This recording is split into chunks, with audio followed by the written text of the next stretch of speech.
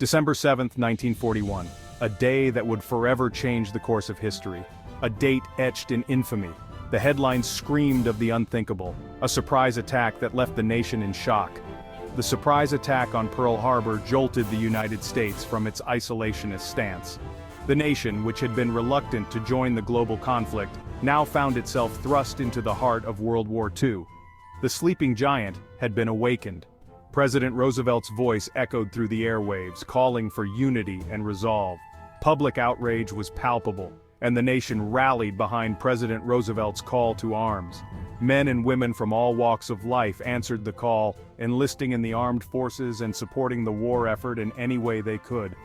With heavy hearts but resolute spirits, Americans prepared for a long and arduous fight against tyranny. Families bid tearful farewells to their loved ones, knowing the road ahead would be fraught with danger and uncertainty.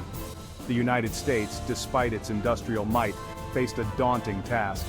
Factories that once produced consumer goods were swiftly converted to churn out tanks, planes, and munitions. The nation's workforce, including women who stepped into roles traditionally held by men, worked tirelessly to support the war effort. The Axis powers, led by Germany and Japan, had been waging war for years. Their military machines were well-oiled and their territories vast. They controlled vast territories and possessed formidable military forces. The challenge before the United States was immense, requiring not just military might but also strategic ingenuity. The conflict spanned multiple continents, from the battlefields of Europe to the jungles of the Pacific. Each theater of war presented its own unique challenges and required different strategies and resources. For the U.S., the Pacific theater presented unique challenges. The vast expanse of the ocean and the scattered islands meant that naval power and air superiority would be crucial. Japan, a fiercely determined enemy, controlled vast stretches of the ocean. Their navy was powerful, and their soldiers were highly trained and deeply committed to their cause. Their soldiers were known for their unwavering loyalty to the emperor and their willingness to fight to the death. This made every battle in the Pacific a brutal and costly affair. The stage was set for a clash of civilizations, a struggle for dominance in the Pacific. The battles that ensued would be some of the fiercest and most grueling of the entire war. The road ahead would be paved with sacrifice, courage, and ultimately victory. American soldiers faced unimaginable hardships, but their determination never wavered. Yet the path to that victory would involve decisions of immense consequence, decisions that would forever alter the course of human history. Leaders in Washington had to weigh the costs and benefits of each strategic move, knowing that the fate of the free world hung in the balance. The world watched and waited as the United States, now fully engaged, prepared to unleash its industrial and military might upon the Axis powers. The nation's resolve was unbreakable, and its capacity for innovation and production would soon tip the scales in favor of the Allies.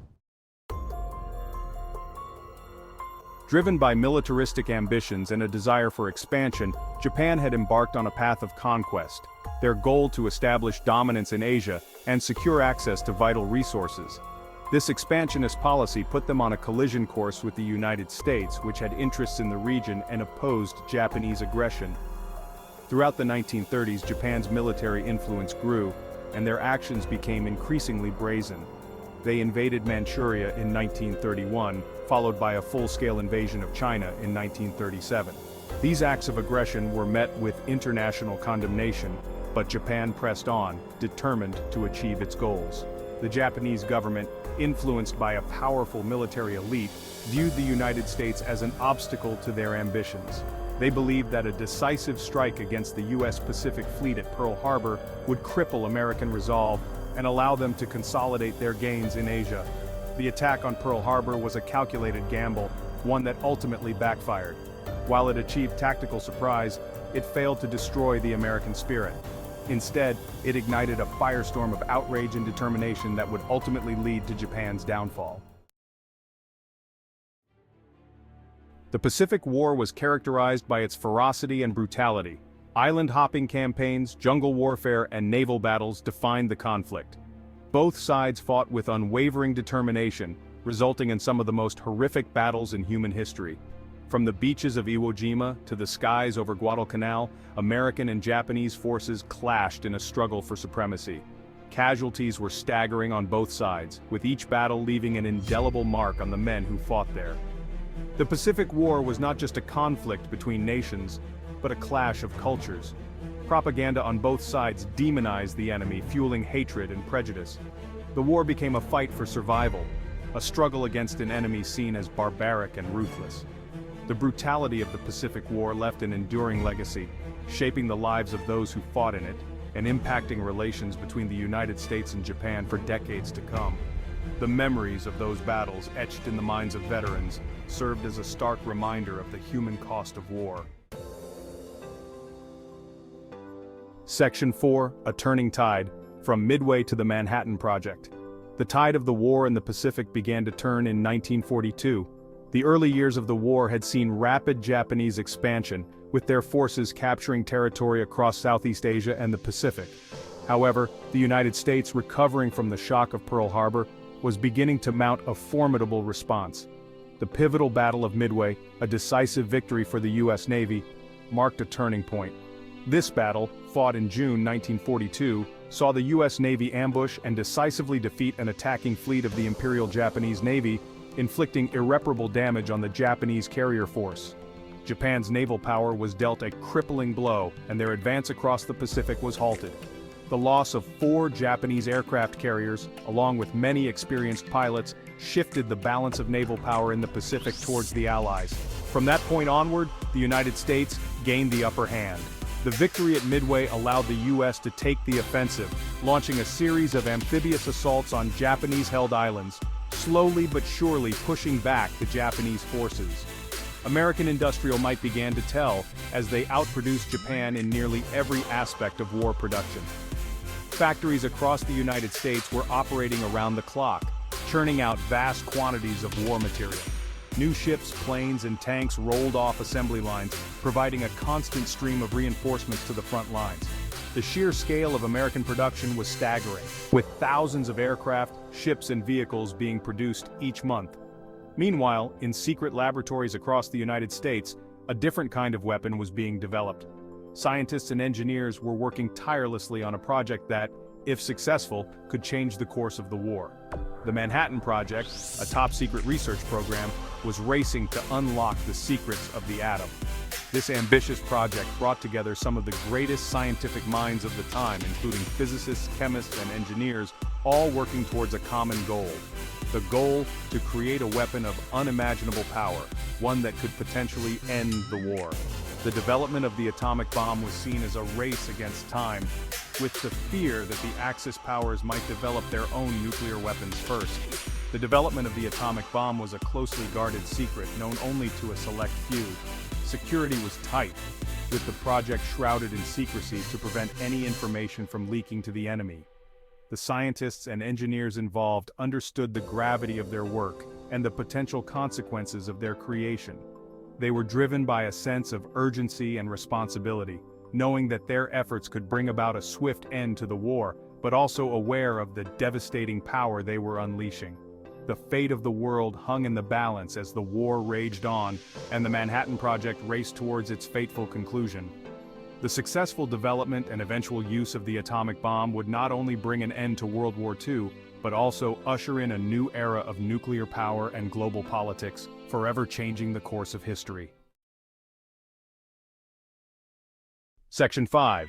The Decision, a Weighty Choice in a World at War. By 1945, Japan was on the brink of defeat. Their navy was shattered, their cities lay in ruins from relentless American bombing raids, and their ability to wage war was severely diminished. The relentless pressure from the Allied forces had taken a toll on the Japanese war machine. Yet, they refused to surrender, clinging to the hope of a negotiated peace that would preserve their empire.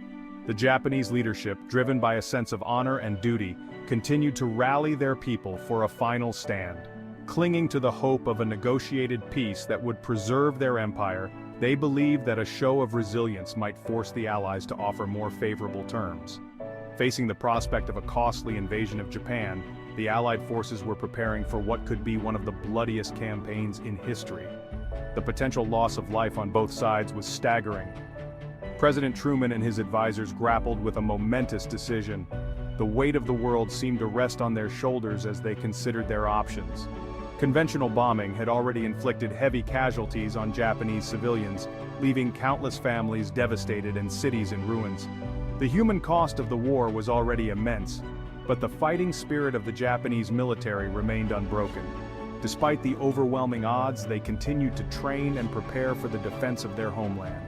The use of the atomic bomb was a decision fraught with moral and ethical dilemmas. Scientists and military officials debated the implications of unleashing such a powerful weapon. Some argued that it was a necessary evil, a way to end the war quickly and save countless American lives. The potential to bring a swift conclusion to the conflict was a compelling argument, a way to end the war quickly and save countless American lives. The horrors of prolonged warfare weighed heavily on the minds of those making the decision. Others questioned the morality of unleashing such a devastating weapon on civilian populations. The potential for unprecedented destruction and loss of innocent lives was a grave concern.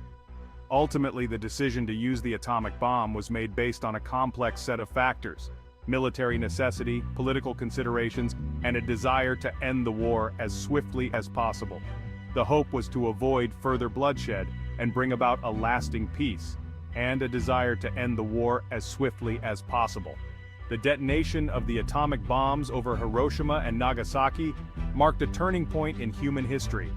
It was a decision that would have far-reaching consequences, shaping the course of the 20th century and beyond. The aftermath of the bombings led to Japan's surrender and the end of World War II. Shaping the course of the 20th century and beyond, the use of atomic weapons ushered in a new era of international relations and the beginning of the nuclear age, forever altering the geopolitical landscape.